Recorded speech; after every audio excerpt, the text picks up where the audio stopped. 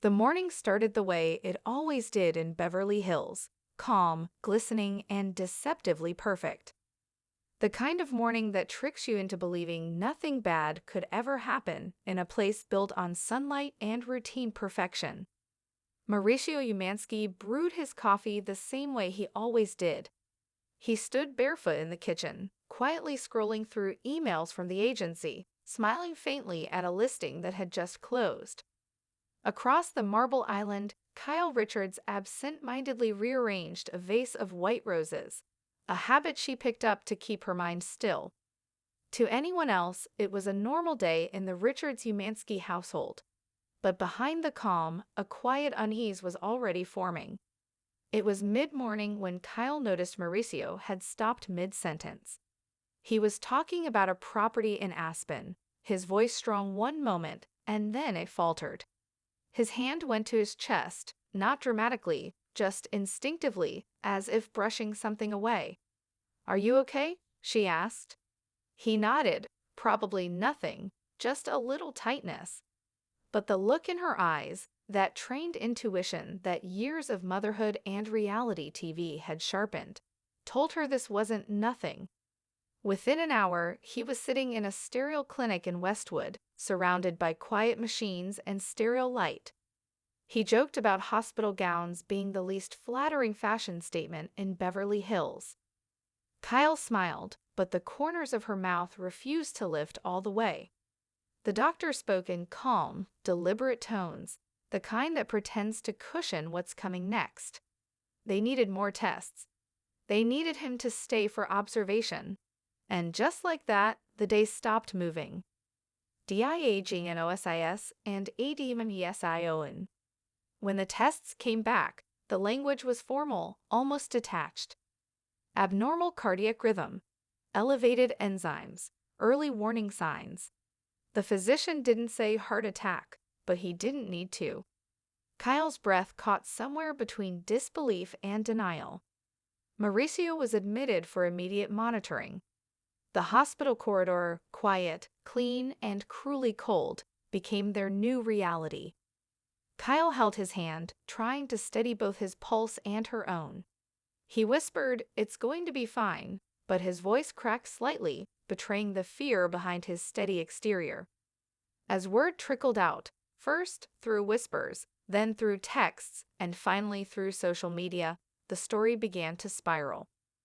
Mauricio Umansky rushed to hospital after health scare. Read the first headline. By evening, it had become a trending topic. For a family used to cameras, this kind of spotlight felt different. This was real.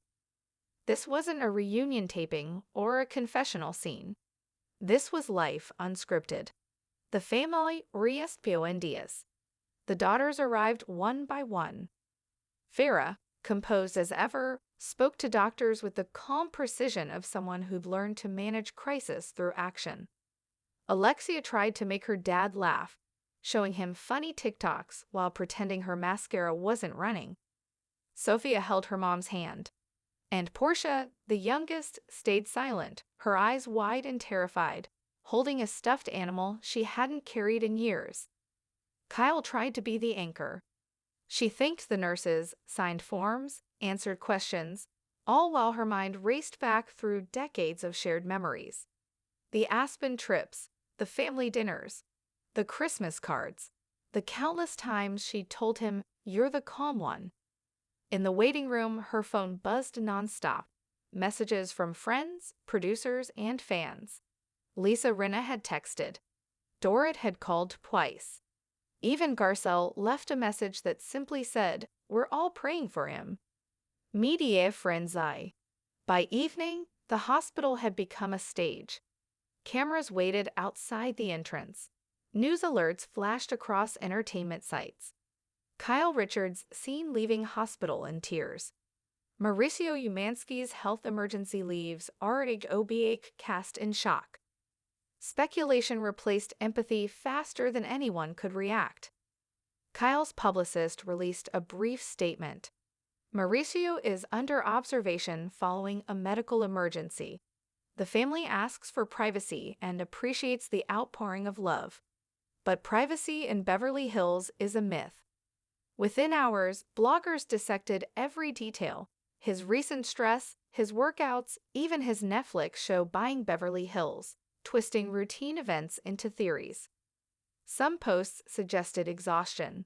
Others whispered about hidden stress from his and Kyle's rumored separation.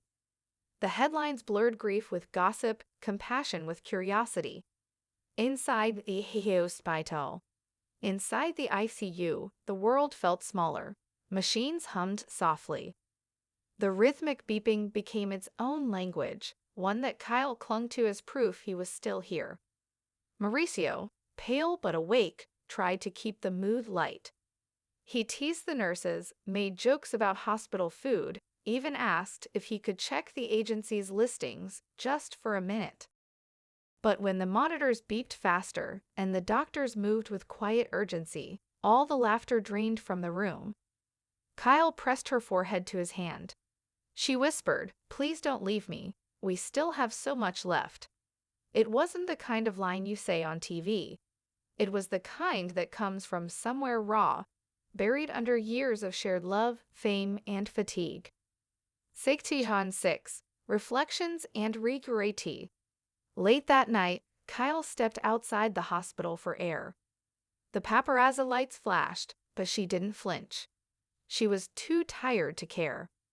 She thought about all the times she and Mauricio had been portrayed as the perfect couple. The glamorous trips, the designer clothes, the endless dinners in Malibu. The truth was simpler and more human.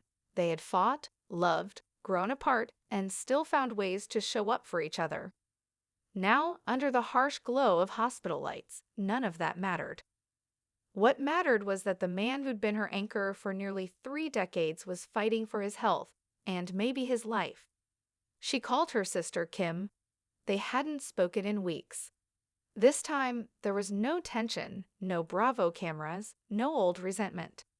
Just 2 sisters crying quietly over the phone, the way only family can when fear melts pride. Section 7. Small signs of hope. Morning brought small mercy. Mauricio's vitals had stabilized. The cardiology team confirmed he had avoided a major cardiac event, but it was close, very close. The doctor called it a warning, one that would require lifestyle changes, rest, and ongoing monitoring. Kyle sat beside him, reading from her iPad, not a script, not fan comments, but his own motivational words from an old podcast episode. He had once said, "You can rebuild anything, a business, a home, a heart, if you believe it's worth saving." Hearing his own words again made him smile faintly. He whispered, "Guess I was right." Section 8. The public reaction. When the family finally confirmed that Mauricio was recovering, social media erupted in relief. Messages poured in from fans, colleagues, and even former rhobh castmates. Andy Cohen shared on his radio show, "We love Mauricio. He's one of the good guys. Kyle's been through so much. It's hard not to feel for her right now." Bravo fans flooded timelines with hashtags like #StayStrongMauricio and #PrayersForKyle. Clips from Buying Beverly Hills resurfaced. Scenes of him encouraging his daughters, mentoring young agents, and laughing with Kyle. It reminded everyone that behind the luxury and gossip, there was a real family that loved each other deeply. Section 9. A quiet reunion. A few days later, when Mauricio was released from the hospital, he and Kyle walked out hand in hand. No red carpet, no stylists, just 2 people grateful for another sunrise. They didn't speak to reporters. Kyle simply smiled softly and said, "He's okay. That's all that matters." In the car, he turned to her and said, "I scared you, didn't I?" She nodded, more than anything ever has. He reached for her hand. "I think it's time we slow down a little." She smiled through tears. "Let's start today." That evening, they sat outside their Beverly Hills home, watching the sunset fade over the hills. No cameras, no producers, just quiet gratitude. Section 10. aftermath, and reflection. Weeks later, Kyle spoke briefly on Watch What Happens Live. Her tone was calm but sincere. It really made us both realize what's important. We've been through ups and downs, and life can change in a second. I'm just grateful he's here. That's all I care about. Mauricio has since taken time off work, prioritizing health, rest, and family. The couple has reportedly been spending more time together, hiking, cooking, even rewatching old family videos with their daughters. The Bravo audience, used to seeing them argue about Aspen houses and reality drama, now saw something much more powerful: resilience, love, and a second chance. Sigtan 11, the MESAG. There's something about moments like these that strip away everything superficial. No glam squad, no taglines, no confessionals. Just two people facing the fragility of life and realizing that even in Beverly Hills, hearts break and heal the same way. In a city that thrives on appearances, Mauricio and Kyle's story reminded everyone watching that behind every filtered photo is a heartbeat that can falter and a love that can survive it. The next time Kyle posts a sunset or a family dinner, fans will look at it differently. Not as another reality star highlight, but as a glimpse into the gratitude that only comes after fear. O Utero, music SWELLS softly. For now, Mauricio Umansky is resting and recovering, surrounded by family, faith, and a renewed sense of purpose. And Kyle Richards, once again, is showing the world what it means to love, fiercely, privately, and without the need for applause. Because in the end, even in Beverly Hills, the greatest luxury of all is time.